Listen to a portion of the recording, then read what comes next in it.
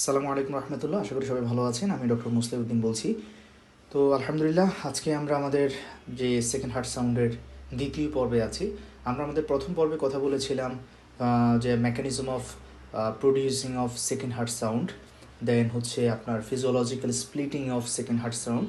তো আজকে আমাদের আলোচনার বিষয় হলো pathology of second heart sound, অর্থাৎ কী কী অ্যাবনর্মালিটি সেকেন্ড হার্ট সাউন্ডের মধ্যে হতে পারে। ঠিক আছে, সেকেন্ড হার্ট সাউন্ডের মধ্যে টোটাল 3টে প্যাথোলজি হতে পারে। কী কী? 3টে প্যাথোলজি। এটা একটু আপনাদের কষ্ট করে লিখতে হবে, 3টে প্যাথোলজি। কী কী মানে নোটটা তো আমি অলরেডি আমার টেলিগ্রাম চ্যানেল ডক্টর মুস্তাফিদ্দিন সেখানে দিয়ে দিয়েছে, বাট লিখতে হবে বলতে মানে আপনি যখন আমার এই লেকচারটা দেখছেন তখন অবশ্যই আপনাকে আপনার হাতে একটা খাতা থাকতে হবে, একটা নোট বই। জাস্ট আপনি মানে মেমোরাইজ করার উদ্দেশ্যে লিখবেন। এটা আপনার সুন্দর করে লেখার দরকার নয়, জাস্ট কলমটা ঘুরান।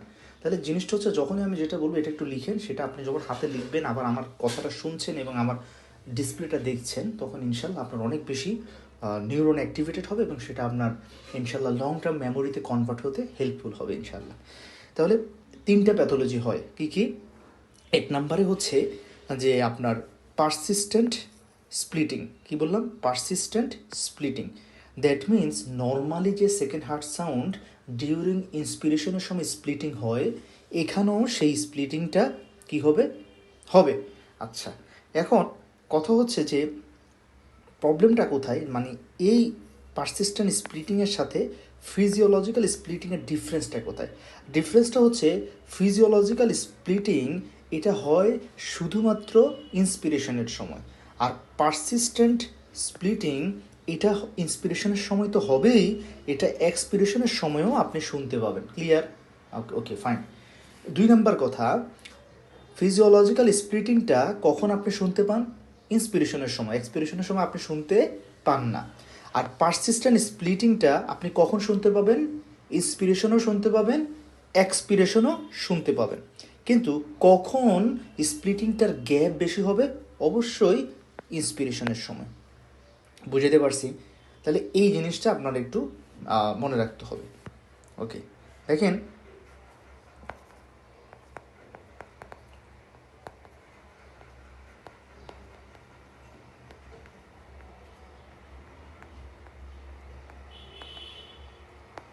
Persistent splitting. তাহলে পারসিস্টেন্ট স্প্লিটিং এটার যদি আমি একটা গ্রাফ আঁকি আপনাদের বোঝানোর জন্যে, মনে করেন এই এবং হলো এটা হচ্ছে আমার A2 এবং এটা হচ্ছে আমার P2। ক্লিয়ার? এবং এই জিনিসটা আপনার হচ্ছে ডিউরিং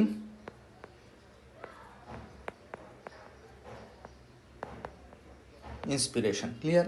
আচ্ছা, ডিউরিং এক্সপিরেশন কি হবে? ডিউরিং এক্সপিরেশন মানে ফিজিওলজিক্যালি আমরা আগে আপনাদেরকে ফিজিওলজির যেটা সেটা একটু বলি। মনে করেন এই হচ্ছে আমার A2 এবং এই হচ্ছে আমার P2 এবং এই জিনিসটা হচ্ছে কখন? During expiration. ক্লিয়ার? তাহলে এই যে বিষয়টা আমরা এখন দেখালাম আপনাদেরকে, এটা কোন সময় হচ্ছে? এটা হচ্ছে ফিজিওলজি। আমার আপনার প্রতিটা সুস্থ মানুষেরই এই ঘটনাটা ঘটে। ক্লিয়ার?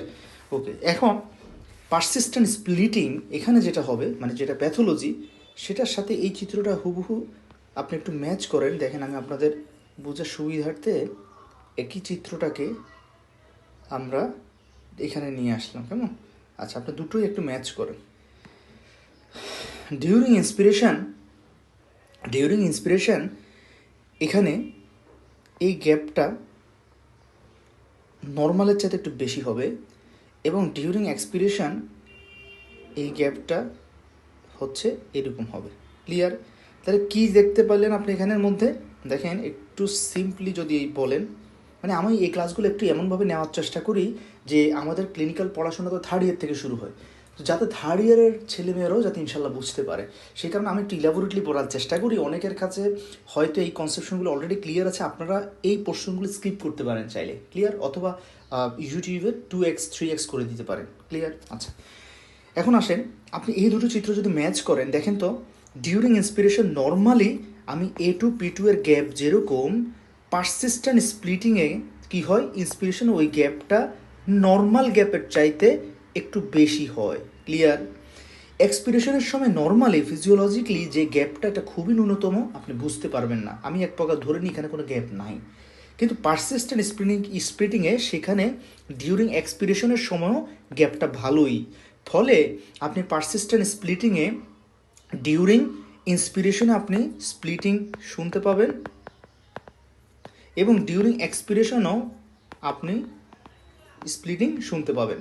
কিন্তু ফিজিওলজিক্যালি আপনি শুধুমাত্র ইন্সপিরেশনের সময় এই স্প্লিটিং শুনতে পাবেন, কিন্তু এক্সপিরেশনের সময় আপনি কোনো স্প্লিটিং শুনতে পাবেন না। আশা করি এতটুকু ক্লিয়ার, এখানে কোনো কনফিউশন নাই। তাহলে এটাই হচ্ছে আমরা ক্লিয়ার করতে চাচ্ছিলাম যে this one is known as persistent splitting, অনেকে এটাকে বলে এক্সপিরেটরি স্প্লিটিং। ক্লিয়ার? ওকে, আপনি যেটা পছন্দ আপনি সেটা বলতে পারেন। এখন আমরা ইনশাল্লাহ পড়ব যে কি কি কারণে এই পারসিস্টেন্ট অথবা এক্সপিরেটরি স্প্লিটিংটা হয়। আমি একটা ওয়ার্ডে বলতে চাচ্ছি, persistent splitting, which is here in both phases, that means in inspiration and also in expiration. Clear? Okay, এখন আমরা আপনাদেরকে একটু কজগুলো দেখিয়ে আনি। এই যে দেখেন, পারসিস্টেন্ট স্প্লিটিং। ওকে, আচ্ছা, তাহলে এটা আমরা কখন কখন পাই? এক নম্বর কজ হচ্ছে সেটা যে আপনার রাইট বান্ডেল ব্রাঞ্চ ব্লক, যখন আপনার রাইট বান্ডেল ব্রাঞ্চ ব্লক হবে। আমি একটু পরে ইনশাল্লাহ প্রত্যেকটা পয়েন্ট এক্সপ্লেন করবো, জাস্ট আপনারা এখন একটু আগে একটু দেখে নেন। তাহলে এক নাম্বার কি? Right bundle branch block. Okay, most common cause of persistent splitting. Clear? Most common cause, এক নাম্বার কজ আরবিবি। এবং আপনারা জানেন যে রাইট বান্ডেল ব্রাঞ্চ ব্লক মানে এখানে আবার অনেকগুলো ক্রাইটেরিয়া আছে। রাইট বান্ডেল ব্রাঞ্চ ব্লক এটা কিন্তু অনেক সময় ফিজিওলজিক্যালি পাওয়া যায় অনেকে। আচ্ছা, তাহলে এখন হচ্ছে দুই নাম্বার কজ কী কী, সেটা হচ্ছে যে আপনাদের রাইট ভেন্ট্রিকুলার প্রেশার ওভারলোড। তাহলে প্রেশার ওভারলোড, ভলিউম ওভারলোড, এই বিষয়গুলো আমি আমার প্রিভিয়াস বেশ কয়েকটি লেকচারে আলোচনা করেছিলাম। আশা করি আপনারা এই বিষয়টা জানেন ইনশাল্লাহ। তাহলে যেই কজগুলো রাইট ভেন্ট্রিকুলার প্রেশার ওভারলোড এটা বাড়ায়, সেগুলোই আমার পারসিস্টেন্ট স্প্লিটিং করতে পারে। ক্লিয়ার? আচ্ছা, এখন যেমন হচ্ছে কী কী, যেমন পালমোনারি হাইপারটেনশন, দেন হচ্ছে একটু পালমোনারি হাইপারটেনশন, দেন হচ্ছে পালমোনারি স্টেনোসিস, দেন হচ্ছে পালমোনারি এম্বোলাই। ক্লিয়ার? তাহলে এই কয়েকটা টপিকস, এগুলো কি করে, এই প্যাথোলজিগুলো কি করে, রাইট ভেন্ট্রিকুলার প্রেশার ওভারলোড বাড়ায়, রাইট ভেন্ট্রিকুলার প্রেশার ওভারলোড বাড়ায়, ফলে তারা কি করতে পারে, আমার পারসিস্টেন্ট স্প্লিটিং অফ S2 করতে পারে। ওকে, তারপরে আমরা আসি যে যেই বিষয়গুলো আপনার অ্যাওর্টিক ভালভের ক্লোজারটাকে স্বাভাবিক সময়ের চাইতেও আরেকটু এগিয়ে আনে, দ্রুত ক্লোজ হয়ে যায় অ্যাওর্টিক ভালভটা, সেই ক্ষেত্রেও আপনার পারসিস্টেন্ট স্প্লিটিং অফ কি হবে, সেকেন্ড হার্ট সাউন্ড হবে। যেমন কি কি, যেমন মাইট্রাল রিগার্জিটেশন, তারপর হচ্ছে কনস্ট্রিকটিভ পেরিকার্ডাইটিস, তারপরে হচ্ছে লার্জ ভিএসডি। হ্যাঁ, আচ্ছা, আরেকটা হচ্ছে আপনার কনজেস্টিভ হার্ট ফেইলিয়ার। ঠিক আছে? তাহলে এই কয়েকটা কজের কারণে আমাদের persistent splitting of second heart sound হয়। এবার আমরা ইনশাল্লাহ প্রত্যেকটা এক্সপ্লেইন করবো ইনশাল্লাহ, ডোন্ট ওয়ারি। বিসমিল্লাহির রহমানির রহিম। দেখেন, প্রথমেই আমরা বলতে চাই যে RBB, the most common cause of persistent splitting of S2। Clear? আচ্ছা, এটা হচ্ছে সবচেয়ে মোস্ট কমন কজ অফ এই পারসিস্টেন্ট স্প্লিটিং। তাহলে কীভাবে? ঠিক একই নিয়মে আমরা এখানে একটা ভেন্ট্রিকল আঁকার চেষ্টা করলাম। Okay, this one is right ventricle, this one is left ventricle, ঠিক আছে। ওকে, এখন দেখেন, মনে করেন এটা হচ্ছে আপনার এখানে এসএ নোড ছিল,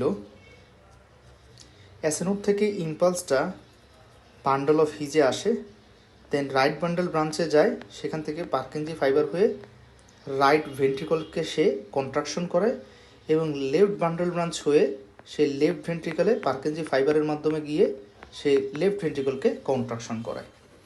আমি আমার প্রিভিয়াস লেকচারটাতে বলেছি যে রাইট ভেন্ট্রিকলে নর্মালি ইম্পালসটা একটু আগে যায়, ইমিডিয়েটলি বিফোর, বাট যদিও আগে যায়, আলটিমেটলি রাইট ভেন্ট্রিকুলের কাজটা শেষ হয় পরে।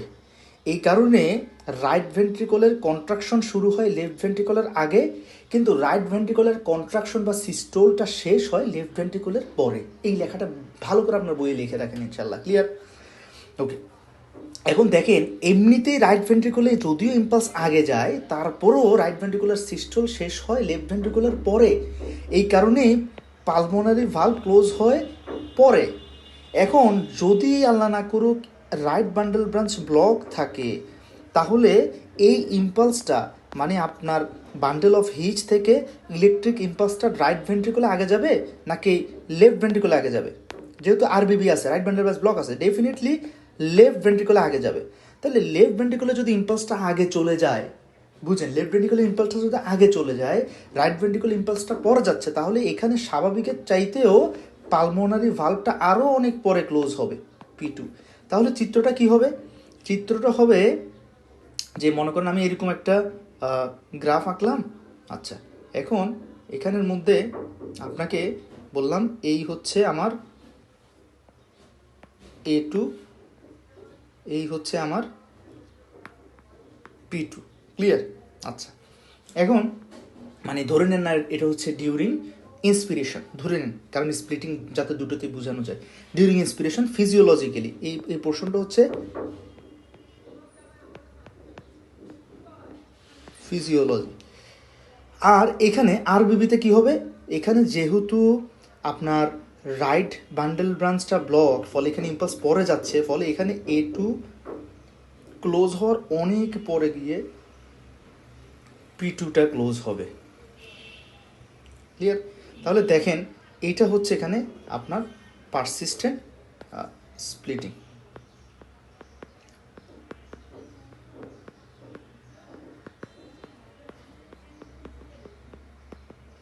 ক্লিয়ার? তাহলে দেখেন এখানে যে গ্যাপটা ছিল, এখানে গ্যাপটা অনেক বেড়ে গেছে, তার কারণ রাইট ভেন্ট্রিকলে যেহেতু ইম্পালস পরে গেছে, সে কন্ট্রাকশন একটু পরে শুরু হয়েছে, আবার তার এমনিতেই তো কন্ট্রাকশন টাইম লেফট ভেন্ট্রিকলের থেকে বেশি, ফলে এখানে P2 ভালভ ক্লোজিং টাইমটা স্বাভাবিকের চাইতে একটু ডিলে হলো। ফলে এই যে গ্যাপটা আমি বললাম না, ইন্সপিরেশনের সময় পারসিস্টেন্ট স্প্লিটিংয়ে A2 P2 এর গ্যাপ স্বাভাবিক স্প্লিটিংয়ের চাইতে বেশি হবে, প্রমাণ পেলেন কিনা? ক্লিয়ার? আর এক্সপিরেশনের সময় একই রকম, এক্সপিরেশনের সময় তো হবেই, কারণ এক্সপিরেশনের সময় এই গ্যাপটা একটু কমে যাবে। পারসিস্টেন্ট স্প্লিটিংয়ে এক্সপিরেশনের সময় গ্যাপটা একটু কমবে, কারণ ওই যে ব্লাড ফ্লো কমে যাচ্ছে, গত ক্লাসের ব্যাখ্যাটা, কমলেও কতটুকুই বা কমবে? দেখেন সে এখান থেকে এক্সপিরেশনের সময় কমে এখানে আসলো, তাও দেখেন এই গ্যাপটা ফিজিওলজিক্যাল গ্যাপের সমান। ফলে এক্সপিরেশনের সময় যে গ্যাপ আছে স্প্লিটিং, সেটাও আপনি শুনবেন, আবার ইন্সপিরেশনের সময় এই গ্যাপটা আরও বেড়ে যাবে এবং আপনি সুন্দর একটা গ্যাপ শুনতে পাবেন। তাহলে আমরা দেখলাম যে persistent splitting occurs in RBB and we have explained how does it occur, clear? আচ্ছা, এবার আমরা ইনশাল্লাহ আমাদের সেকেন্ড এক্সপ্লেনেশনে যাব, যে যেই এটা একটু লেখেন, যে যেই কারণগুলো লেফট ভেন্ট্রিকলের প্রেশার ওভারলোড বাড়ায়, সরি রাইট ভেন্ট্রিকলের যেই কারণগুলো রাইট ভেন্ট্রিকলের প্রেশার ওভারলোড বাড়ায়, অর্থাৎ রাইট ভেন্ট্রিকলের সামনে বাধা সৃষ্টি করে, তারাই আমার কি করবে? এই যে পালমোনারি ভালভ ক্লোজারটাকে ডিলে করবে, আর পালমোনারি ক্লোজার ভালভ ডিলে হলেই সেকেন্ড হার্ট সাউন্ডের পারসিস্টেন্ট স্প্লিটিং হবে, ক্লিয়ার? তাহলে এখন আমাকে বলেন তো সুন্দর করে, এখন আপনারা সবই পারেন ইনশাল্লাহ, যে কি কারণ লেফট ভেন্ট্রিকলের, সরি বারবার লেফট ভেন্ট্রিকল বলছি, রাইট ভেন্ট্রিকল, কি কারণ রাইট ভেন্ট্রিকলের প্রেশার ওভারলোড বাড়ায় অথবা রাইট ভেন্ট্রিকলের সামনে বাধা সৃষ্টি করে? দ্যাট মিন্স রাইট ভেন্ট্রিকলের আফটার লোড বাড়ায়। কি আছে দেখেন, চিত্রটা আঁকলে আপনারা বুঝে যাবেন। এই দেখেন, আমি আবার একটা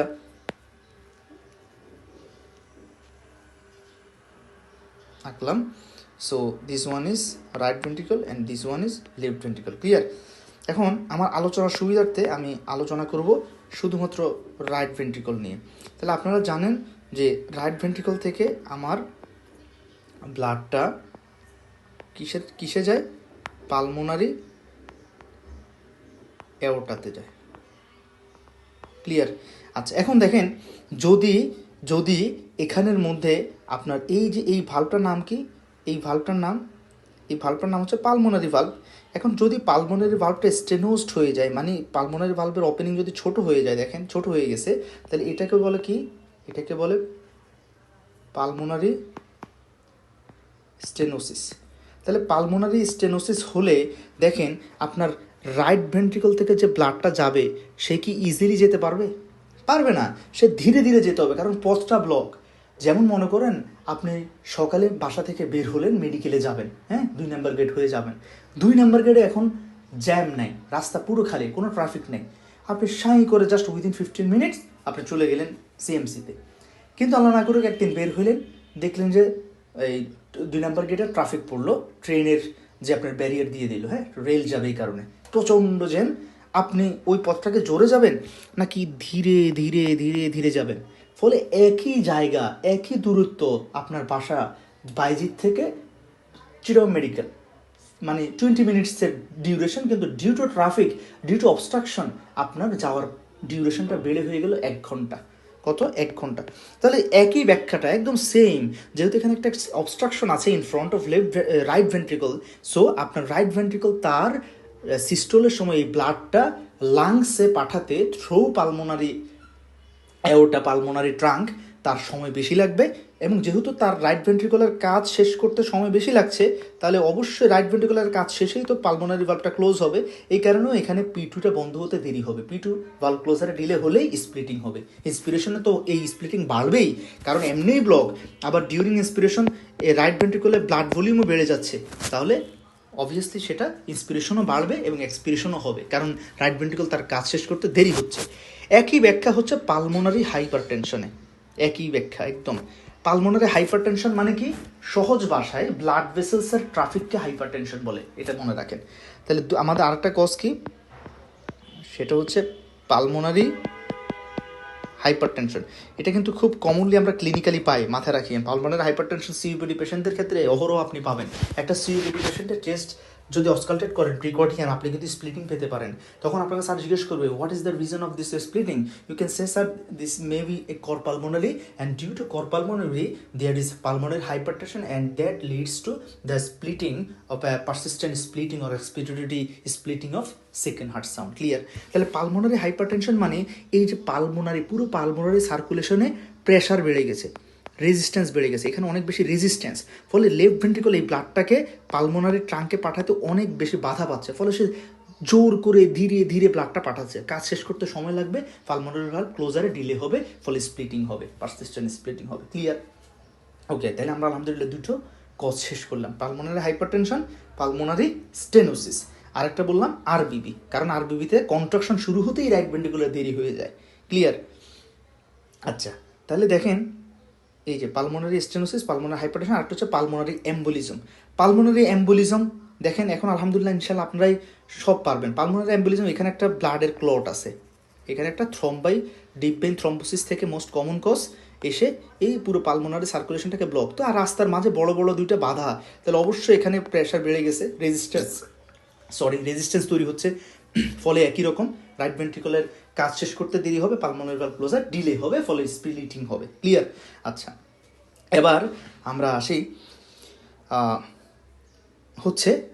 এবার আমরা ইনশাল্লাহ আসবো আপনাদের লেফট ভেন্ট্রিকলের কিছু কজ যেগুলো স্প্লিটিং করে। মানে সমস্যাটা হচ্ছে লেফট ভেন্ট্রিকলে, কিন্তু ওই লেফট ভেন্ট্রিকলের প্রবলেমের কারণে আমার সেকেন্ড হার্ট সাউন্ড স্প্লিটিং হয়। এখন আপনারা বলবেন, ভাইয়া প্রবলেম আমার এই সেকেন্ড হার্ট সাউন্ডের স্প্লিটিংটা তো মেনলি পালমোনারি ভালভ নিয়ে, লেফট ভেন্ট্রিকল কীভাবে করে? এক্স্যাক্টলি আমি বলছি, কোনো অসুবিধা নেই ইনশাল্লাহ। দেখেন, মনে করেন এই নিলাম, তাহলে এটা হচ্ছে আপনার লেফট ভেন্ট্রিকল। ক্লিয়ার? আচ্ছা, আর এটা হচ্ছে রাইট ভেন্ট্রিকল। তাহলে ওকে, এখন আসেন আমাদের লেফট ভেন্ট্রিকল তার ব্লাডটা কিভাবে পাঠায়? থ্রু আপনার অ্যাওর্টা, কেমন? আচ্ছা, অ্যাওর্টা দিয়ে সে আমার ব্লাডটাকে সে পাঠায়। তাহলে দেখেন আমার সেকেন্ড হার্ট সাউন্ডটা কী হয়, একই জিনিস বারবার বলছি আপনারা যাতে মাথায় এটা ভালো করে ঢুকে যায়। দেখেন সেকেন্ড হার্ট সাউন্ডটা কীভাবে হয়, এই যে A2 ক্লোজার মানে aortic valve closure followed by pulmonary valve closure. তাহলে আপনারা একটু দেখেন যদি মানে স্প্লিটিংটা কখন হবে একটু দেখেন, খুবই মজার একটা বিষয় আসলে, বিশেষ করে আইপ্যাডে আলহামদুলিল্লাহ এই কারণে আমি খুব ইজিলি এক্সপ্লেন করতে পারি, খাতা কলমে এই জিনিসগুলো বোঝানো একটু টাফ স্প্লিটিং। এবং আমি বলবো যারা possible, iPad is a gift for medical student. যদি পারেন, আইপ্যাড কোনো একটা মানে লাক্সারিয়াস ম্যাটেরিয়ালস না। আমি মনে করি যদি পসিবল আপনার খুব দামি আইপ্যাড কেনা দরকার নেই, 35,000-এ আপনি ভালো আইপ্যাড 9 জেনারেশন আপনি এখন মনে হয় 64 GB পাওয়া যায়, সেকেন্ড হ্যান্ড কিনলে 128 GBও পাবেন। খুবই ইউজফুল একটা ডিভাইস আমি বলবো ইনশাল্লাহ। আচ্ছা, তাহলে এই স্প্লিটিংটা কখন হবে দেখেন, স্প্লিটিং মানে হচ্ছে A2 P2 এর গ্যাপ বেড়ে যাওয়া। তাহলে দেখেন তো বুদ্ধি করে আমি হয় এই গ্যাপটা দুইভাবে বাড়াতে পারি। মেইনলি যেইটা মেইন কজ সেটা হচ্ছে P2টাকে দূরে নিয়ে যাব। তাহলে যেই কজগুলা পালমোনারি ভালভ ক্লোজারকে ডিলে করে তারাই স্প্লিটিংটা বাড়ায়। খুব ইজি না বোঝা? তাহলে পালমোনারি ভালভ ক্লোজার ডিলে কী করে একটু আগে বললাম, right bundle branch block, pulmonary stenosis, pulmonary hypertension, pulmonary embolism. আলহামদুলিল্লাহ ক্লিয়ার। আচ্ছা, আরেকটাভাবে করতে পারি না? কীভাবে করতে পারি ভাইয়া? সেটা হচ্ছে P2 ভালভকে আমি সরাবো না, আমি A2 ভালভকে আরেকটা আগে নিয়ে যাব। দেখেন আলহামদুলিল্লাহ স্প্লিটিং তাও বেড়ে গেছে, একদম ইজি। তাহলে এখন আমার প্রশ্ন যে কি কি জিনিস অ্যাওর্টিক ভালভ ক্লোজারকে দ্রুত করে, মানে হচ্ছে আগে নিয়ে আসে, কি কি ঘটনা অ্যাওর্টিক ভালভের ক্লোজারকে র্যাপিডলি করাতে পারে, তাহলেই তো স্প্লিটিং হবে। এক্স্যাক্টলি আমরা সেই কজগুলোই পড়ছি। 1 number cause mitral regurgitation, very common cause. Dilated কার্ডিওমায়োপ্যাথিতে মাইট্রাল রিগার্জিটেশন হয় এবং এটার কনসিকুয়েন্সও খারাপ আসলে এমআরের। আচ্ছা, তাহলে মাইট্রাল রিগার্জিটেশন কীভাবে অ্যাওর্টিক ভালভ ক্লোজারকে মানে আর্লি করতে সাহায্য করে সেটাই আমরা এক্সপ্লেন করব। মাইট্রাল রিগার্জিটেশন একটু বুঝিয়েন, মাইট্রাল রিগার্জিটেশন। এখন আমি আমার আলোচনার সুবিধার্থে আমি বেশ কিছু অ্যাবনর্মাল চিত্র আঁকি, আপনারা কিছু মনে করবেন না। অ্যাবনর্মাল চিত্রের মধ্যে বইয়ের সাথে কোনো মিল নেই, বোঝানোর সুবিধার্থে আর কি। দেখেন মনে করেন আমি অ্যাওর্টাটাকে এখানে দিলাম, এটা হচ্ছে আমার অ্যাওর্টা, এবং এখানে হচ্ছে আমার যে আপনার অ্যাওর্টিক ভালভ। আচ্ছা, মানে যেটা A2 আর কি সাউন্ড তৈরি করবে। আর এখানে হচ্ছে আমার কি ভালভ, এটা হচ্ছে আমার মাইট্রাল ভালভের উপরে কে আছে, লেফট অ্যাট্রিয়াম। ক্লিয়ার? এখন মাইট্রাল রিগার্জিটেশনের প্রবলেম কি জানেন? মাইট্রাল রিগার্জিটেশন হলে কি হয়, যখনই লেফট ভেন্ট্রিকল কন্ট্রাকশন করে ব্লাডটাকে এখানে পাঠাতে চায়, তখনই কিছু ব্লাড ব্যাক ফ্লো হয়ে লেফট অ্যাট্রিয়ামে উঠে যায়। ফলে কি হয় দেখেন, যখনই লেফট ভেন্ট্রিকল কন্ট্রাকশন করে ব্লাড সামনে পাঠাতে যাচ্ছে, এই লেফট ভেন্ট্রিকলের কিছু অ্যামাউন্ট অফ ব্লাড তারা পিছন দিকে চলে যায়। ফলে কি হবে, নর্মালি আমি গতকালকে যে লেকচারটা আপলোড দিয়েছি ইউটিউবে, তখন আমি বললাম যে প্রতি সিস্টোলে 90 ml ব্লাড লেফট ভেন্ট্রিকল পাঠায় ইন এ হেলদি পারসন। আচ্ছা, এখন বলেন তো যদি কিছু ব্লাড পিছনে চলে যায় তাহলে কি সে কখনই 90 ml ব্লাড পাঠাতে পারবে? কারণ 90 ml পাঠাতে গেছে, দেখা যাচ্ছে পিছনে 30 ml চলে গেছে। ফলে সে কত ml ব্লাড পাঠাবে? 60 ml পাঠাবে। আলহামদুলিল্লাহ, তাহলে 60 ml ব্লাড পাঠাবে। তাহলে আমাকে বলেন, যদি 60 ml ব্লাড পাঠায় তাহলে এখানে স্ট্রোক ভলিউম কমে গেছে, স্ট্রোক ভলিউম কমে গেলে কার্ডিয়াক আউটপুট কমে গেছে।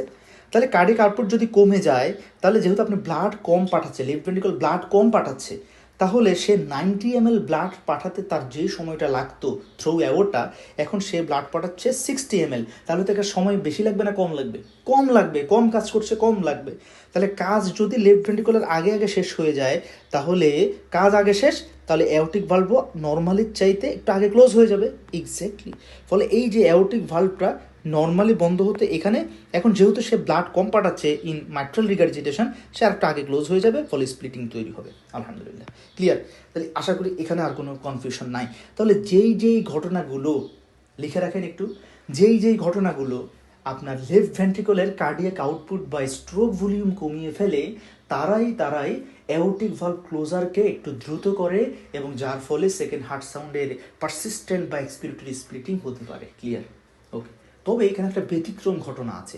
যদি স্ট্রোক ভলিউম অনেক বেশি কমে যায়, সেই ক্ষেত্রে অ্যাওর্টিক ভালভ ক্লোজার দ্রুত হয় না, বরং আরও ডিলে হয়। এটার এক্সপ্লেনেশন আমি কোথাও পাই নাই, এটা আপনারা আলাদাভাবে একটু এক পাশে রাখেন। এটা এক্সপ্লেনেশনটা আমি আসলে দিতে পারছি না এই মুহূর্তে। যদি আপনারা কেউ জানেন আমার সাথে শেয়ার করবেন ইনশাল্লাহ।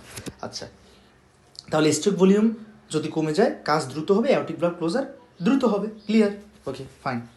তাহলে অ্যাওর্টিক ভালভ ক্লোজার দ্রুত হলে A2P2 স্প্লিটিং বেড়ে যাচ্ছে। হ্যাঁ, ওকে। আচ্ছা, তাহলে এটা হচ্ছে মাইট্রাল রিগার্জিটেশনের এক্সপ্লেনেশন দিলাম। আলহামদুলিল্লাহ, বাকিগুলো আপনারা পেরে যাবেন এখন। আর কি কি কারণে হয় দেখেন, কনস্ট্রিকটিভ পেরিকার্ডাইটিস। এই যে কনস্ট্রিকটিভ পেরিকার্ডাইটিসের কারণেও আর্লি A2 ক্লোজার হয়। এই যে আর্লি A2 ভালভ ক্লোজার হয় কিভাবে? কনস্ট্রিকটিভ পেরিকার্ডাইটিস মানে আপনার হার্টের চারপাশে একটা প্রেশার, হার্ট ভালো করে ডায়াস্টোল করতে পারবে না। কনস্ট্রিকটিভ পেরিকার্ডাইটিস বুঝিয়েন, এটা হচ্ছে অ্যাকিউট পেরিকার্ডাইটিস আছে, আর একটা হচ্ছে ক্রনিক পেরিকার্ডাইটিস। ক্রনিক পেরিকার্ডাইটিসটাকে ডেভিডসনে দেখা কনস্ট্রিকটিভ পেরিকার্ডাইটিস, কারণ ক্রনিক পেরিকার্ডাইটিসে কি হয়, ওখানে একটা ক্যালসিফিকেশন হয়, ফাইব্রোসিস হয়, স্পেশালি টিউবারকুলোসিসের ক্ষেত্রে যেটা আমরা পাই, তখন আলটিমেটলি আপনার হার্টটা কি হতে পারে না, ডায়াস্টোল করতে পারে না, কারণ তাকে চারপাশ থেকে পেরিকার্ডিয়াম চেপে রাখে, কনস্ট্রিকশন করে রাখে। তাহলে বলেন, আপনার লেফট ভেন্ট্রিকল যদি ডায়াস্টোল করতে না পারে, ফুলতে না পারে, সে নর্মালি, গতকালকে বললাম, সে নর্মালি কতবার ব্লাড নেয় ডিউরিং ডায়াস্টোল?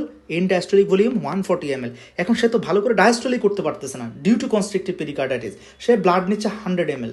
তাহলে সে ব্লাডই নিল 100 ml, তাহলে কি সে জীবনেও আপনার এই নর্মালি কত ml stroke volume? Normally stroke volume হচ্ছে 90 ml। তাহলে এখন 90 ml স্ট্রোক ভলিউম হয় যখন এন ডায়াস্টোলিক ভলিউম 140 ml হয়। এখন এন ডায়াস্টোলিক ভলিউমই হচ্ছে 100 ml, তাহলে অবভিয়াসলি স্ট্রোক ভলিউমটাই কমে হয়ে যাবে 60 ml। তাহলে স্ট্রোক ভলিউম যদি কম হয়, জাস্ট একটু আগে যে ব্যাখ্যাটা দিলাম, কাজ আগে শেষ হবে, অ্যাওর্টিক ভালভ আগে ক্লোজ হবে, পারসিস্টেন্ট স্প্লিটিং হবে। ক্লিয়ার? আলহামদুলিল্লাহ। তাহলে আশা করি এখানেও আর কোনো কনফিউশন নাই। ওকে, এখন আমরা যাব ইনশাল্লাহ আমাদের সেকেন্ড এক্সপ্লেনেশন, সেটা হচ্ছে ভিএসডি। সেটা হচ্ছে ভিএসডি। দেখেন, এই যে লার্জ ভেন্ট্রিকুলার সেপ্টাল ডিফেক্ট, এটাও ইনশাল্লাহ একই ব্যাখ্যা, একটা ব্যাখ্যাতেই ইনশাল্লাহ হয়ে যাবে। এই যে এতক্ষণ যে দুটো ব্যাখ্যা দিলাম, এটাই শুধু আপনাদেরকে একটু ট্র্যাক এনে দিতে হবে আমার। আচ্ছা, আমরা ট্র্যাকটা একটু তৈরি করি। তাহলে this one is left ventricle, this one is right ventricle. ঠিক আছে? ওকে, এখন আমরা এগুলো মুছে দিই। আলহামদুলিল্লাহ। তাহলে এখন আমরা যেটা করব, আল্লাহ না করুক আমাদের এখানে একটা গ্যাপ তৈরি হলো, এবং গ্যাপটা ভালোই, large VSD, ventricular septal defect. Clear? এখন আমাকে একটা কথা বলেন, লেফট ভেন্ট্রিকুলার প্রেশার অবশ্যই অনেক বেশি, কত কত বলেন তো? Almost 120 millimetre of mercury. আচ্ছা, আর রাইট ভেন্ট্রিকুলার সেটা হচ্ছে during systole almost 30 millimetre of mercury. তাহলে লেফট ভেন্ট্রিকুলার প্রেশার বেশি। এখন যদি এখানে একটা যাওয়ার পথ তৈরি হয়ে যায়, এই যে পথ, left ventricle right ventricle junction হয়ে গেছে, নর্মাল নিয়ম কি, যে ব্লাড অধিক প্রেশারের জায়গা থেকে কম প্রেশারের জায়গায় ফ্লো করবে। ক্লিয়ার? তাহলে যখনই এখানে একটা মানে ভেন্ট্রিকুলার সেপ্টাল ডিফেক্ট থাকবে লেফট, ফলে লেফট ভেন্ট্রিকল বেচারা ডিউরিং ডায়াস্টোল করে যে 140 ml ব্লাড সে জোগাড় করেছিল, তার ম্যাক্সিমামই সিস্টোল করার সময় কোথায় চলে যাবে? যখন সে সিস্টোল করবে তখনই লেফট ভেন্ট্রিকুলার প্রেশার অনেক বেড়ে যাচ্ছে, 120 হয়ে যাচ্ছে, তখনই সাঁই করে লেফট ভেন্ট্রিকুলার ম্যাক্সিমাম ব্লাড কোথায় চলে আসবে? রাইট ভেন্ট্রিকুলে চলে আসবে। তাহলে লেফট ভেন্ট্রিকল সিস্টোল করে তার ইচ্ছা ছিল 90 ml স্ট্রোক ভলিউম পাঠানো অ্যাওর্টায়, কিন্তু তার ম্যাক্সিমাম ব্লাডে তো রাইট ভেন্ট্রিকলে চলে যাচ্ছে, ফলে এখানে স্ট্রোক ভলিউম সে তো পাঠাতে পারবে না, কারণ তার ব্লাড সে পাঠাতে যাচ্ছে সব চলে যাচ্ছে রাইট ভেন্ট্রিকলে। তাহলে মাত্র মনে করেন 30 ml ব্লাড যাচ্ছে। তাহলে স্ট্রোক ভলিউম যদি কমে যায়, তাহলে লেফট ভেন্ট্রিকল অ্যাওর্টাতে দ্রুত তারা এই 30 ml পাঠিয়ে দিবে, ফলে তার কাজও আগে শেষ হয়ে যাবে, ফলে অ্যাওর্টিক ভালভও আগে ক্লোজ হবে। ফলে চিত্রটা কেমন হবে? এই যে A2 আগে ক্লোজ হয়ে গেছে অনেক আগে, কারণ স্ট্রোক ভলিউম কম, তো তার কাজ আগে শেষ, অ্যাওর্টিক ভালভ ক্লোজার আগে হবে, এবং P2 হচ্ছে এখানে, ফলে স্প্লিটিং হচ্ছে। ক্লিয়ার? লার্জ ভিএসটিতে এই কারণে এই প্রবলেমটা হচ্ছে। আরেকটা জিনিস হচ্ছে কি, congestive heart failure. Congestive heart failure, এটা হচ্ছে আমি গতকালকে যে লেকচারটা দিয়েছি এটা দেখলে আপনারা বুঝতে সুবিধা হবে। আমি গতকালকে আপনাদের বলেছিলাম যে heart failure with preserve ejection fraction and heart failure with reserve ejection fraction. প্রথমে কোনো একজন পেশেন্টের কোনটা হয়, মনে করেন আল্লাহ না করুক একজন পেশেন্টের হাইপার টেনশন আছে। হার্ট ফেলিউরের সবচেয়ে কমন কজ হচ্ছে হাইপার টেনশন। হ্যারিসনে দেখবেন একটা পাই চার্ট আছে সুন্দর করে লেখা, সবচেয়ে বেশি কমন কজ। হাইপার টেনশনের কারণে কি হয়, লেফট ভেন্ট্রিকুলার প্রেশার ওভারলোড বাড়ে। প্রেশার ওভারলোড বাড়লে লেফট ভেন্ট্রিকুলে কী ধরনের হাইপারট্রফি হবে, কনসেন্ট্রিক হাইপারট্রফি। কনসেন্ট্রিক হাইপারট্রফি হলে লেফট ভেন্ট্রিকল ধীরে ধীরে তার স্ট্রোক ভলিউম কমে যাবে, কিন্তু সেটা কোন ধরনের হার্ট ফেলিউর হবে, heart failure with preserve ejection fraction হবে। ধীরে ধীরে লেফট ভেন্ট্রিকল আস্তে আস্তে এবার ইসেন্ট্রিক হাইপারট্রফির দিকে যাবে। ইসেন্ট্রিক হাইপারট্রফির দিকে গেলে এবার হার্ট ফেলিউরটার নাম কি হয়ে যাবে, আমি গতকালকে বললাম heart failure with reduced ejection fraction. এই heart failure with reduced ejection fraction যখন হয় তখন আপনার স্ট্রোক ভলিউম প্রিজার্ভ ইজেকশন ফ্র্যাকশনের চাইতে অনেক কমে যায়, ঠিক আছে। দ্যাট মিনস, এবং তখনই ওই ঘটনাটাকে আমরা বলি কনজেস্টিভ হার্ট ফেলিউর। তবে মানে মজার বিষয়, এখন কনজেস্টিভ হার্ট ফেলিউরটাকে মানে ডেভিডসন বলেন বা মানে যে সকল ওয়েল এস্টাবলিশড গাইডলাইন আছে তারা কনজেস্টিভ হার্ট ফেলিউর বলাটাকে পছন্দ করে না, ওনারা বলতে চায় বাইভেন্ট্রিকুলার ফেলিউর, ঠিক আছে। আচ্ছা, এটা সামনের দিকে ইনশাল্লাহ আমরা জানতে পারবো। তো যাই হোক, আমি এটা বলতে চাচ্ছি যে কনজেস্টিভ হার্ট ফেলিউরের প্রবলেম কি, স্ট্রোক ভলিউম অনেক কমে যায়। তো স্ট্রোক ভলিউম যেহেতু কমে যায়, লেফট ভেন্ট্রিকল তারা কাজ আগে শেষ করে ফেলবে, তাহলে অ্যাওর্টিক ভালভ আগে ক্লোজ হবে, তাহলে অ্যাওর্টিক ভালভ আগে ক্লোজ হলে এটুপি স্প্লিটিং হবে, ঠিক আছে। তাহলে আজকে আমরা আলহামদুলিল্লাহ সেকেন্ড হার্ট সাউন্ডের প্যাথোলজির persistent or auditory expiratory splitting, audible expiratory স্প্লিটিংটা শেষ করলাম। থ্যাংক ইউ এভরিওয়ান, সবাই আমার জন্য বেশি বেশি দোয়া করবেন। আপনাদের জন্য অনেক অনেক শুভকামনা। ভালো লাগলে আপনারা আপনাদের বন্ধুদের সাথে শেয়ার করতে পারেন আপনাদের নলেজগুলো। থ্যাংক ইউ এভরিওয়ান, আসসালামু আলাইকুম রহমতুল্লাহি ওয়া বারাকাতুহু।